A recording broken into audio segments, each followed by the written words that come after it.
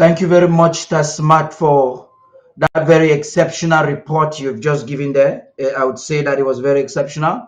Thank you very much. We intentionally decided to give the rhetoric as propagated by Cameroon's media, that we can see the illegality of their narrative to deny what actually happened. But I'd like to make one correction there, Tasmat, a couple of corrections. First of all, Lake Nyos is in longer Mantum. But I'm happy with the statistics you gave, because that is what people to know. But a German researcher recorded that that same night, the very night, you had at least 7,000 people that died. Days later on, more corpses were discovered. More than 10,000 cattle were destroyed. In fact, agriculture became very difficult in that entire region for a long time. Why am I bringing this? Because I have a lecturer with me here today.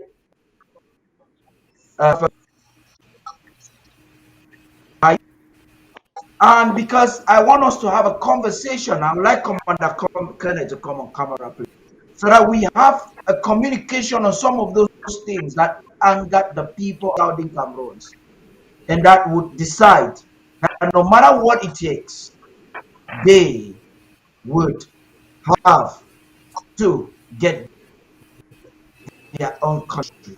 I begin with I as a rep from now, and as someone who has documented Ambazonian, someone who is written in the history in Amazonia for actually documenting of and fighting the war. Talk to us a little bit in this delight. Professor Aim. So,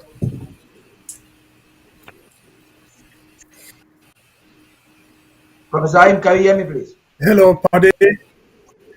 Yeah, I can hear you. I can hear you.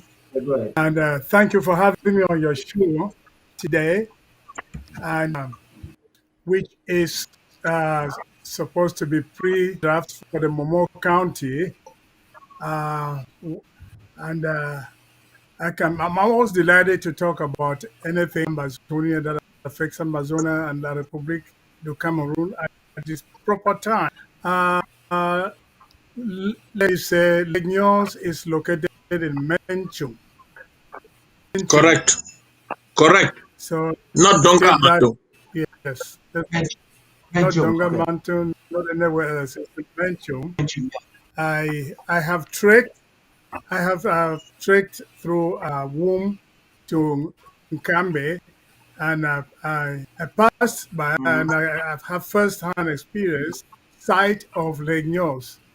Um, so this event that happened at Lake Nyos, there are many theories. There is, I believe, the version I know, that it was not only a gas leak, it was it was a vicious act where the French tested their bomb there. It's the to gas and other stuff is lies. They used it to test their bombs, and the first trial was at Fuma, the lake in Fuma. They didn't succeed there, and major at Lake Nyos, they succeeded, and a lot of devastation was done in our territory. Why Ambazonia should always be used for experiment is what beats my imagination. That the United Nations, having freely given independence to other trust territories, pay their charter, pay their articles and resolutions, decides to dilly-dally with the former British Cameroons. Now we're talking about the British Northern Cameroons, now the British Southern Cameroons. They just play us games from one illegality to another illegality to another illegality that has resulted to so many in our territory. And now a former UN trust territory, the Republic of Cameroon, is loading is lording it over another UN trust territory, which is the Southern Cameroons. And now our survivor seems to be like the Islam Republic to give us or to dictate to us what our status should be instead of the United Nations. I am just so confused as to why the United Nations and the world is doing this to the Southern Cameroons, Ambazonia. It is unfair. It is illegal. It makes no sense. We have lives lost. People are displaced, refugees here and there. We are living a life of turbulence in our own territory for no us.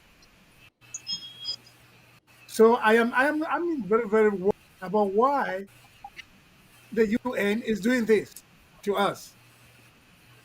The other day, I listened to the Secretary General when he went in support of Ibrahim Traore, and his speech at the UN, he talked about, he blamed the UN for violating its charter. The UN Secretary General in the UN for violating its charter for so long. I'm like, oh God, he has turned around here. But who is leading the UN? Who is there? You, the Secretary General. With a stroke of the pen, with a minute, correct this problem, rectify this situation, and stop our people being killed by La Republic to Cameroon of UN trust territory as well. Enough is enough. It's just too much. And the injustice is too much. Yeah, When we come about with France, thank you very much, Amba. We have a lot to cover as we get into the national news and then get into what Momo County is all about and then we're waiting for people to join the Zoom. There's so much for us to cover this evening. And I also thank you for bringing to my attention. You wouldn't imagine, I don't know, maybe it's fatigue. I'm looking in front of me and I'm actually seeing Menchum and I'm calling in Ndongamanti. You know, it's it's amazing. So, but the objective I brought this is because this is the same week. Days week, the, when France and Cameroon did that experiment because they did not value the life of our people. And it's sad that even as we draft now, we still have some Ambazonians that are not seemingly realizing that our lives are not being valued by the colonial administration. Commander Kenneth, for a long time we've not heard you. I'd like you to speak before I get to the lawyers. I know they have a lot to say on this aspect before we go back into the newsroom. I'd like you to speak on related situations that are happening in Momo, for instance, and what is that driving force? There are some Ambazonians who have joined the war today because of what happened in Lake Nyos.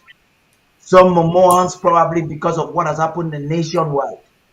But you are security chief in Momo County. What is that driving force that keeps it on and on in spite of the obstacles and challenges that you people face? Please talk to us, Commander Kenneth. Yeah, thank you, Director Fadi. Thank you for having me on today. I want to say good evening to our fellow panelists and to those of your crew that are doing everything possible to keep ABC TV alive every now and then. I mostly come here to report on we have Professor Ayimbe. He will be looking at the historical facts and whatever that is happening of Momo. I am here to mostly talk about the defense-related aspects. So, when it comes to what is keeping us thinking Momo with regards to the defense, I'll first of all look at what we are working on right now. You know, initially Momo had been working at the level of LGDs.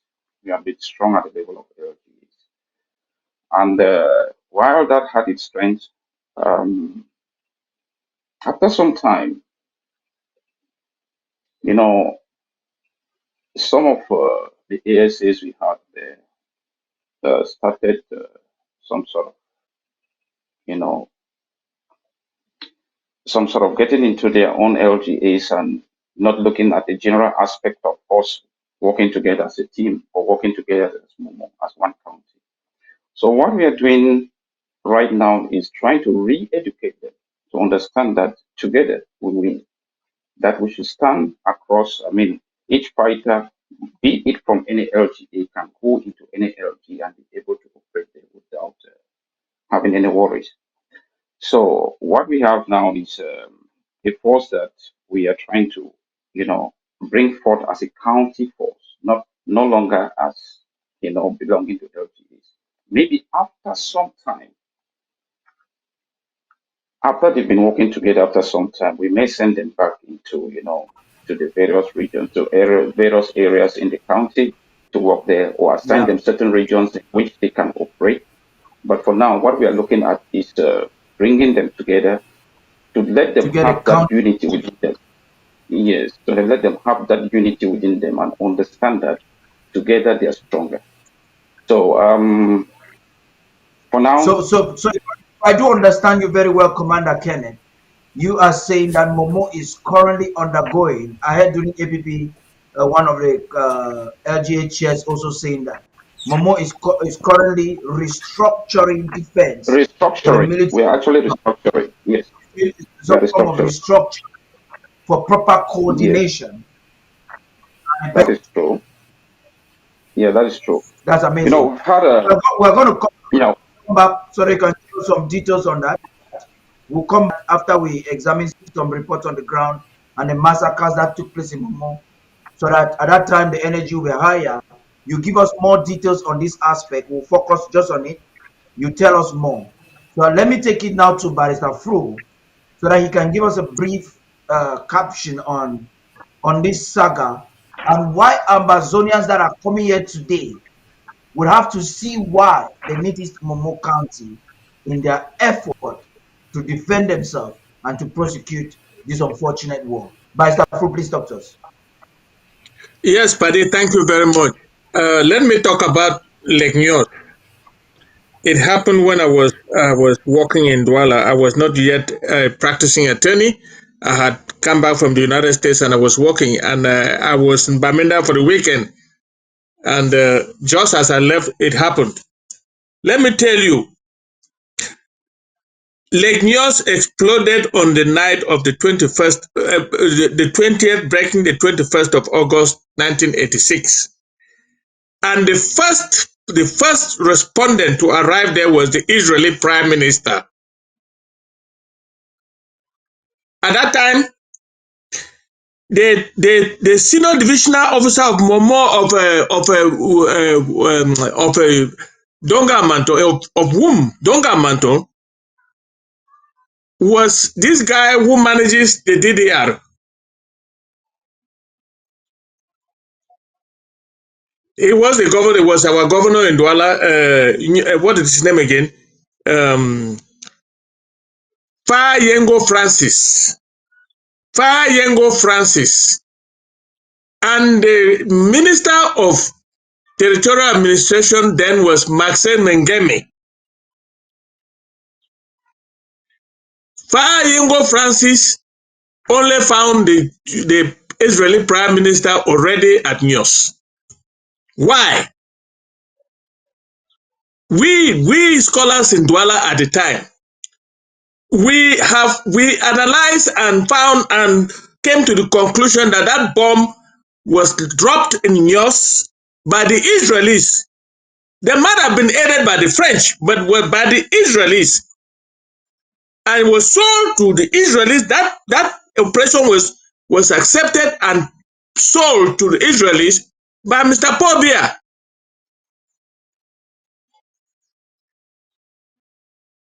Using this guy, Pa Yengo Francis, as his point man in Donga Amato. I mean in Munchum. He was the SG of Munchum at the time, and he did his worst. The foreign aid that came in, the first respondent that came from Europe and America and so on, he got all the blankets, he got all the money that came, everything that came, all the rescue equipment was managed on the ground by Fire Yengo Francis. He is still living. And one day he will explain to us what happened in Nyos because he knew everything from A to Z. Mr. Bia connived with the Israelis and they dropped a testing bomb on Nyos. That testing bomb might have brought out the volcanic gas from the lake. A friend of mine died just the first day he went on leave. He's from whom? He was a commissioner of police in Douala. He died in Lake Nyos. So many people died. We cannot begin to give you the figure of those who died. Mr. Bia arranged to call it 3,000 something with the British and with the French and the Israelis, more especially the Israelis. What was the Prime Minister of Israel doing in Nyos at the time if he knew nothing about it? He was one of the first world leader to arrive in Nyos. And this thing, it looks like a few of us don't really understand the nature, what happened in Nyos, because at that time we were still, some of you were still kids. It became clear to us when we heard about the death of that commissioner and what happened and who was there at the time, that it was a thing orchestrated by the Israelis in collaboration with the Cameroon government. Let the Cameroon government, let Mr. Bia, whether living or dead, will one day tell us how much they were paid and what happened. Our people were displaced. The few that survived, when they were displaced to another village a little further than yours, and settlements were built. What kind of settlement? Substandard settlement that didn't last, I don't know for how long. And after 5, 6, 7 years, the people gradually started going back to Nyos, and they are there now. Nyos has gone back to itself. Nyos has not erupted since then. That is to tell us that that incident was orchestrated by Mr. Bia in collaboration with the Prime Minister of Israel, to test that bomb in Nyos. Why Nyos? It is Nyos the only lake in Cameroon. It's Nyos the only lake that he could have tested it, is because he doesn't. Those people in Nyos, to him, don't mean much, because a lot of our people died. Thousands of our people died. Thousands and thousands of our people died.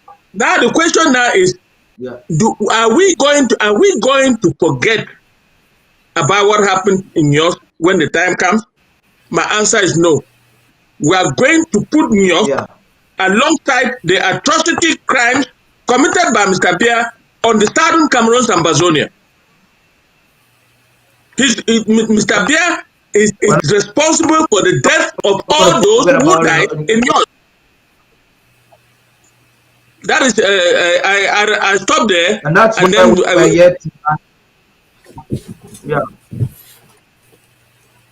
we're not going to forget about the massacres in Momo.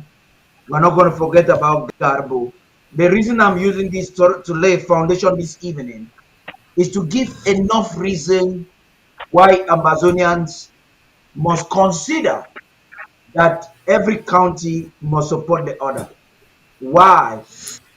We must, because you have sons from Momo, they are the ones fighting in Oroko village there in Bakwere land.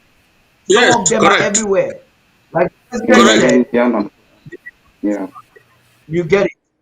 So it's very important. That same thing that provoked you to start fighting for your freedom is the same reason that should provoke you to support Momo tonight. So before we get to that, Barrister Mbesi, I cannot wait to get your opinion on this before we're going back into the newsroom, please. Well, Barrister Mbesi, are you? talking about Yeah, talking about Lake Nyos, there's so much we don't know, but there's yeah, enough that we know to come to our own conclusions. yeah, We know that for a fact, people died in Nyos. Where Nyos was found in Yumbe, found in Victoria, found in Bamenda, people died in their thousands. yeah, We know also a fact that it has been concluded. The story of government that it was some gas of the lake is a lie. It was done foreign government. And no foreign government will do it without the complicity of Yaoundé, done with the consent of the government of Mr. Paul Biya. And so that much that we know. I would conclude that all what that came in, foreign and domestic, because remember from my own place, they carried food there, was just to show, to pretend to show there was a disaster there. Because after all, the people died. My mother-in-law and those food to that place. And then I asked them that time, I was in Boy then. Then everybody is dead. When they were carrying bags of cocoyams and yams and rice, therefore, there was no answer. The administration had to take it over and do what they wanted to do. And so it was all orchestrated. Then, of course, the story that it was some natural disaster from the lake, it just lie. Because if it had been something like that, if it had been something of that nature, where you expect a follow-up government, if a real government is a follow-up, as simple as putting some devices in that place to monitor the movement of gas coming out of that lake. 10 years after this, to monitor anything. And so it was just a lie. But then, you see, history is a lot to learn from. Conclusions are easy when you look at these stories. See what happened in 1986 in yours. I'm marrying it to our story. Dr. M talked about Gauka. Can we conclude something between 1986 and 2025? The Lake Nyos was a mass massacre of thousands of people, notwithstanding where they came from. It came 2 years after Goji Dinka launched the restoration of the 1984 law saying that they become Cameroon. Nobody believed Dinka. They started.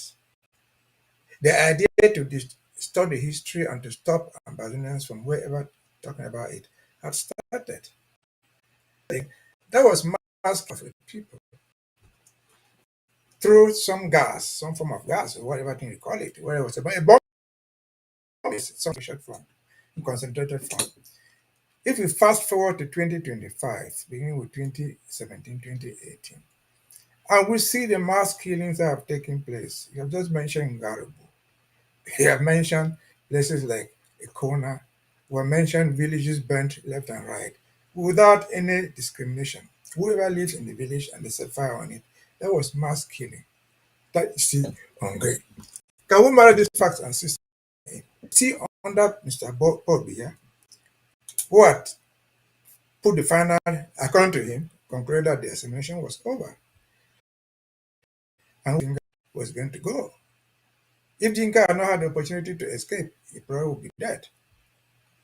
And so I see this as a stated plan. They came from Paris or came from Israel or anywhere else. Those are their allies. They are their criminal allies. They are their political allies.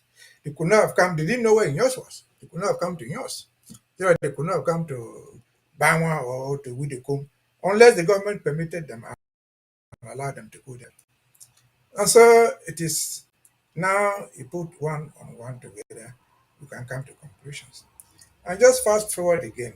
We are talking this on the eve of drafting for Momo. Momo is not just those counties that are found there. No. Momo is to me Ambazonia. I live in Ikona. In fact, Ikona is in Fako. I will need Ikona. when I was there as a teacher for 2 years. Ekona was known as the Momo people. They own the place they call Ekona, but that's in Fako. And so Yeah. if hundreds, you see concentrated in Fako in Ekona, Yeah. if people are dying in Ekona, if they kill 100, for example, 80 of those people would be people from Momo. Remember. And so they were. And so it's not just the physical structure of Momo, no. It is an extension of Ambazonia. Yeah. Momos, in general, call them Guzan people, call them the Bamingis. In fact, we call Kadi in the corner Ngi people, they own it. Mm-hmm. And so, if they're even sustaining the fight in most of those places, it is being sustained by children of Momo, Women Momo. like. So, Yeah. again, that's where we are. That is Momo. That is uh, Nyos. I've Yeah. given my analysis about Nyos.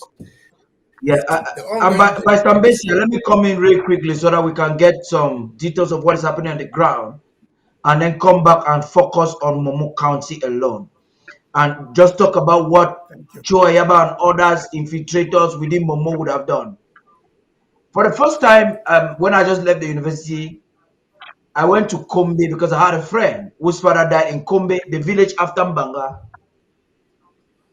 Every household in Kombe, Mbanga, just a few miles away from Douala. Kombe is made up of Ngi people. You go there, you see only Momo people. Without any exaggeration. That banana plantation that leads from You're Kombe right. into You're Douala like right. that, it is Momo. Why am I bringing this up? To tell us how relevant Momo County is in this fight that we are waging against La Republic of Cameroon. They are not just everywhere. They have a particular grace in their effort that they're putting in this revolution. So now, I want us to look at something. Let's go on the. There are two things we do. We're finding out the reports, daily reports that happen on the ground, so that we can understand the war on the ground, what is happening now. I understand that Onye has prepared to remind us on some of the massacres, especially in Momo. We also find out what is happening around the world. Right after that, when we come back, we will now talk about it with what to do for the Momo County this night. And we'll hand over the mic to those organizers.